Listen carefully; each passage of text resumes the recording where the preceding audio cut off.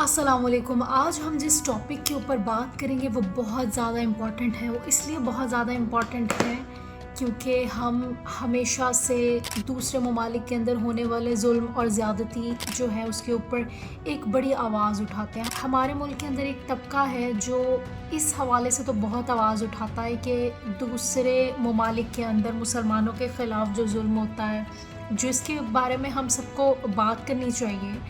लेकिन हमने कभी ये नहीं सोचा कि हमारा सोसाइटी के अंदर किरदार क्या है। मैं आज जिस टॉपिक के ऊपर बात करने जा रही हूँ वो एक बहुत ज़्यादा सेंसिटिव टॉपिक है। इसके लिए हम सबको आगे बढ़ने की ज़रूरत है। सबसे पहले मैं आपको बताऊंगी, ख्वाजा सरा सोसाइटी का वो हिस्सा है जो हम सब की तरह इंसान है।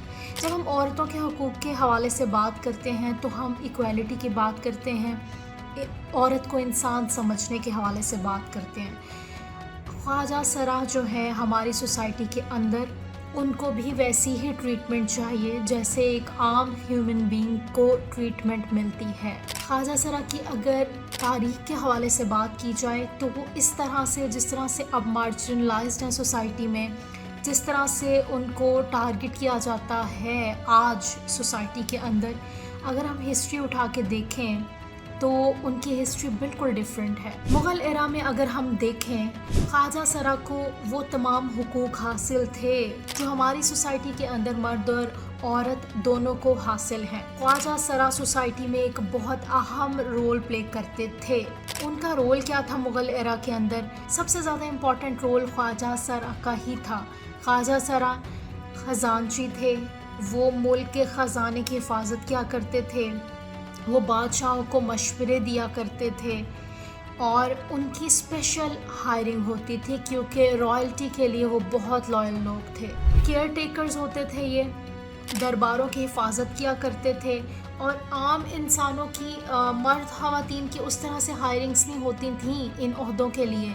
लेकिन ख्वाजा सरा की स्पेशल हायरिंग्स इसलिए की जाती थी क्योंकि उनको वफ़ादार, ईमानतदार और राजदार माना जाता था। फिर ऐसा क्या हुआ कि सोसाइटी के अंदर कहाँ से चेंज आया, हम उस पे बात करेंगे। फिर आया कॉलोनियल एरा, जिसके अंदर आप ये देखें कि ब्रिटिशर्स जो हैं वो अपने आप को सुपीरियर समझते हैं, जिसकी वजह से वो नए एक्ट्स लेकर आए जिसके अंदर उनके लिए बिल्कुल अननेचुरल था। जेंडर जो इक्वालिटी थी उसके हवाले से वो बहुत अननेचुरल फील करते थे कि किस तरह से साउथ एशिया के अंदर किस तरह से ट्रांसजेंडर्स को जो है इम्पोर्टेंस हासिल थी।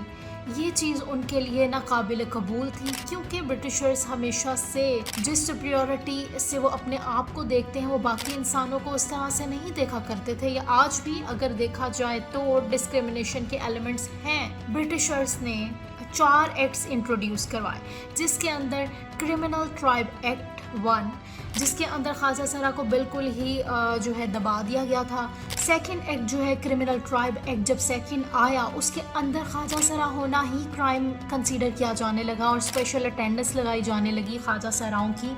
इसके अंदर घाघरा पहनना, चुन्नी ओढ़ना, ये सब जो है बिल्कुल इसके ऊपर पाबंदियां लगा दी गई और जो ख्वाजा सरा ये करते थे उनको 2 साल की कैद जो है वो इंट्रोड्यूस करवा दी गई। ख्वाजा सराओं को के ऊपर इतना बुरा तशद्दुद किया जाता था इन एक्ट्स के बाद से। उनके साथ अच्छा खासा जो है पुलिस की नाइंसाफ़ी और माशरती जो है बुरे रवैये किए जाने लगे। तीसरा एक्ट आया सेंसस एक्ट, जिसके अंदर सिर्फ 2 जेंडर्स इंट्रोड्यूस हुए, मेल एंड फीमेल। माशरे के अंदर तीसरा कोई जेंडर ही कंसीडर नहीं किया जा रहा था। सेंसस एक्ट के बाद कंटेजियस डिजीज़ एक्ट आया, जिसके अंदर ये कह दिया गया जो पूरी बीमारियां फैल रही हैं सोसाइटी के अंदर उनके ज़िम्मेदार भी ख्वाजा सरा हैं। तो उसको ये वजह बनाकर सोसाइटी से बिल्कुल हटा दिया गया। फिर ये ग्रुप्स की शक्ल के अंदर इनकी फॉर्मेशन हो गई, सोसाइटी से बिल्कुल इनको कट ऑफ कर दिया गया। इस तरह से ख्वाजा सरा के साथ नाइंसाफ़ियाँ होती गई। जब तमाम एक्ट्स इंट्रोड्यूस हुए तो माशरे के अंदर चेंजेस आए, सोशल एक्सक्लूजन का ये शिकार हो गए। کیسے بادشاہ کی حفاظت سے لے کے، بادشاہ کی وفاداری سے لے کے، رائلٹی کی لائلٹی سے لے کے، یہ تمام خواجہ سرا جو ہیں وہ بیگنگ پہ مجبور ہو گئے۔ ڈانسنگ پیشے کو میں برا نہیں کہہ رہی، لیکن ایک عام انسان، ایک مرد اور عورت جس طرح سے وہ ڈانسنگ پیشے کو نہیں اپنانا چاہتے، ویسے ہی خواجہ سرا کی بھی چوائس ہو سکتی ہے۔ سوشلی بالکل یہ جب ڈسکنیکٹڈ ہو گئے تو یہ سیکشول ورکرز بننے پر مجبور ہو گئے، ڈانسنگ پہ مجبور ہو گئے، بیگنگ پہ مجبور ہو گئے۔ کیسے اتنی بڑی چیز سے یہ نیچے آ کے گرے اور کس طرح سے ایکسپلوئٹیشن کا شکار ہوئے۔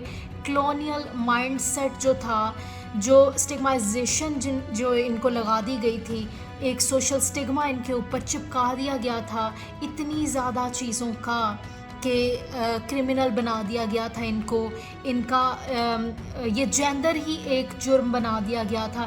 اس کے بعد سے یہ لوگ بالکل ہی سوسائٹی کے اندر کٹ آف ہو گئے۔ پاکستان میں جب بھی ہماری سوسائٹی کے اندر جب بھی خواجہ سرا جو ہیں کسی بھی مقام پر پہنچنا چاہتے ہیں تو ان کو ڈسکریمنیشن کا سامنا کرنا پڑتا ہے۔ 2 خواجہ سرا کی ایگزامپلز دوں گی جو دونوں ہی 21 سال کی عمر کی ہیں، اور ان کے حوالے سے بات کر لیتے ہیں۔ لاہور کے اندر تمام بڑے ریسٹورانٹس ہیں، وہاں پہ جتنی بھی اسپائسز جاتی ہیں اس کو کون جو ہے لیڈ کرتا ہے؟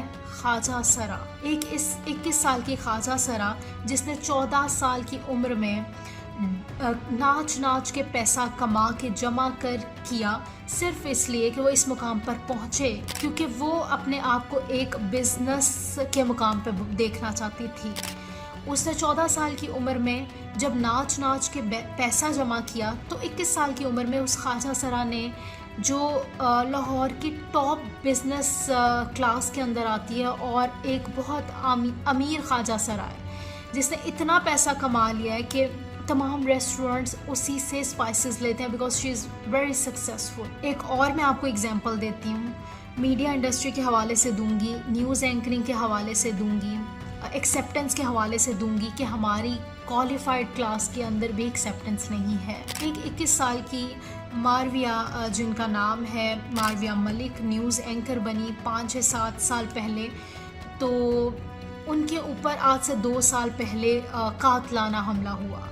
وہ پاکستان میں ایز اے نیوز اینکر جو ہیں وہ اپنی خدمات سر انجام دے رہی تھیں، لیکن لاہور میں ان پہ قاتلانہ حملہ ہوا۔ وہ فارمیسی سے گھر کی طرف جا رہی تھیں اور ان کے اوپر یہ قاتلانہ حملہ کر دیا گیا۔ یہ ڈسکریمنیشن کی ایک بہت بڑی مثال ہے۔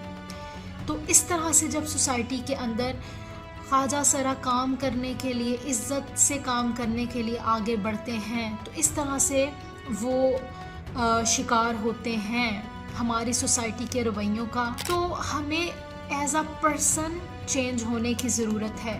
ٹھیک ہے، ہم دنیا میں آواز اٹھاتے ہیں باقی ممالک کے اندر مسلمانوں پہ ہونے والے ظلم کے اوپر، لیکن ہمارا اپنا سلوک کیا ہوتا ہے مائنورٹیز سے اور ڈفرینٹ جینڈر سے ہمارا سلوک کیا ہوتا ہے، ہمیں اس کے حوالے سے بھی آگے بڑھنا پڑے گا، کیونکہ ہمارا اسلام سے آپ اس کو نہیں جوڑ سکتے۔ کلونیل ایرا کے اندر آنے والی چیزیں، اگر مغل ایرا کے اندر اتنا اچھا سلوک ہوتا تھا، خواجہ سرا سے ان کو پوزیشنز ملی تھیں، اور کلونیل ایرا کے اندر یہ والی تبدیلیوں کا آنا، اٹ شوز کہ اسلام جو ہے وہ کبھی بھی یہ درس نہیں دیتا کہ آپ نے کسی سے بھی جینڈر کی بیسس کے اوپر ڈسکریمنیشن رکھنی ہے۔ اگر خواجہ سرا کی فیملیز اور ان کے بیک گراؤنڈ کے حوالے سے بات کی جائے تو ہمارے جو میڈیا پرسنز ہیں دے موک ایٹ دیم، یعنی ہمارے بہت سے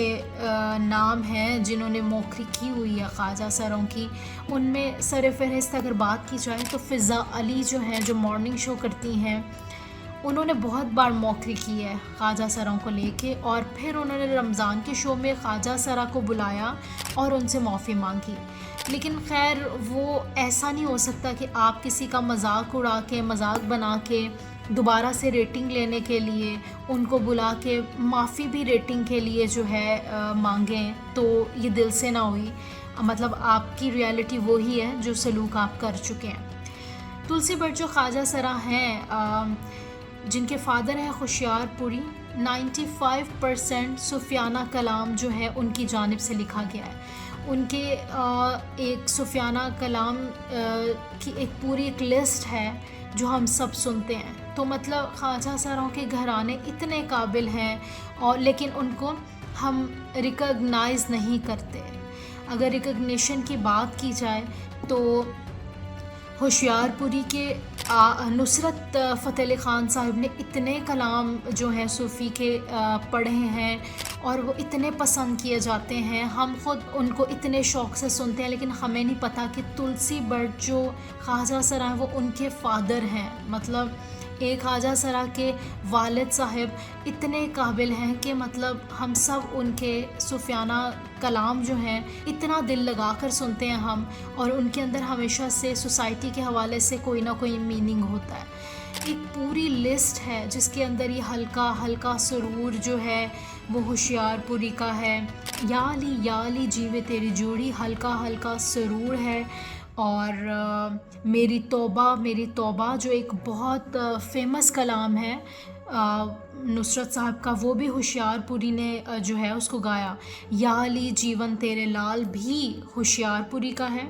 دم دم حسین بھی ہوشیار پوری کا ہے. اور ایک اور بڑا ہم لوگ سنتے ہیں دل امید توڑا ہے کسی نے, وہ بھی ہوشیار پوری کا ہے.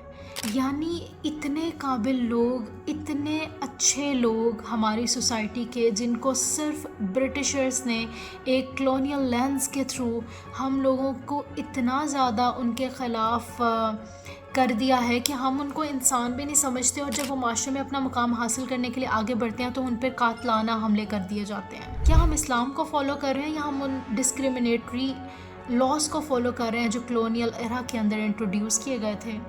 یہ تمام تر سوچنے کی چیزیں ہیں. سیانے کہتے ہیں کہ اتنے اجلے نہ بنو کہ باقی سب میلے نظر آئے. Thank you.